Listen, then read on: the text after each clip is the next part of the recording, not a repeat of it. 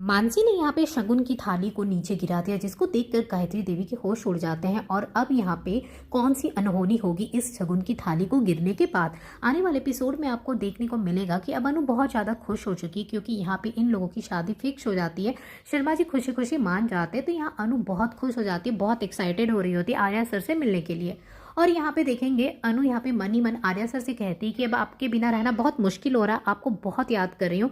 अब अनु यहाँ पे आर्या सर को बहुत ज़्यादा याद करने लगती है। दूसरी तरफ देखेंगे आर्या सर यहाँ पे कहते हैं मन ही मन, मुझे पता है अनु तुम इंतजार कर रही हो मेरे सरप्राइज का, तुम्हें जल्द ही बहुत अच्छा सरप्राइज मिलेगा। अब आर्या सर सोच रहे हैं कि यहाँ पे जल्द से जल्द अनु के घर पहुंचेंगे अपनी माँ के साथ, और यहाँ पे शगुन लेकर जाएंगे और अनु का हाथ भी मांग लेंगे, और सब कुछ फिक्स हो जाएगा। तो बहुत जल्द इन लोग एंगेजमेंट और शादी भी कर लेंगे। अब यहाँ पे देखेंगे कि गायत्री देवी जल्दी से शगुन को तैयार कर रही होती है। अनु के लिए वो साड़ी लाती है, राजनंदनी वाली साड़ी, और यहाँ पे गहने लेकर आती है, सब कुछ थाल में सजाती है और सोचती है कि जाकर अनु के घर में आज शगुन देकर आ जाऊंगी। मानसी ये सब देखती है तो देखकर काफी ज्यादा गुस्से में आ जाती है और कहने लगती है कि चांदनी चौक की मामूली सी लड़की को आप इस घर की बहू बनाएंगे। और मानसी बहुत ज्यादा गुस्सा होने लगती है। आर्यवर्धन उसे समझाने की कोशिश करते हैं और कहते हैं कि तुम जो कर रही हो ना बहुत गलत है। अब यहाँ पे मानसी जो शगुन की थाली होती है गुस्से में उसे धक्का मार देती है और थाली नीचे गिर जाता है, जिसको देखकर आर्यवर्धन को बहुत गुस्सा आता है कि मानसी अपनी हरकतों से बाज नहीं आएगी,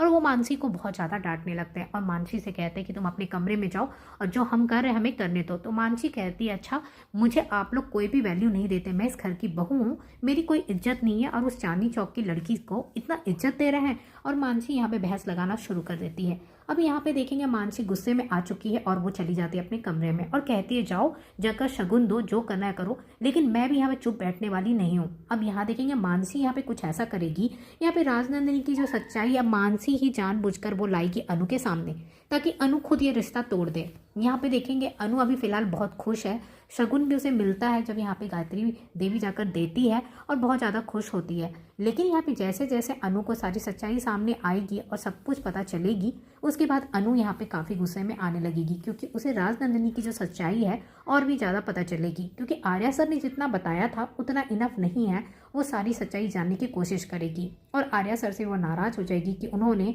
खुद से सारी सच्चाई मुझे नहीं बताई थी।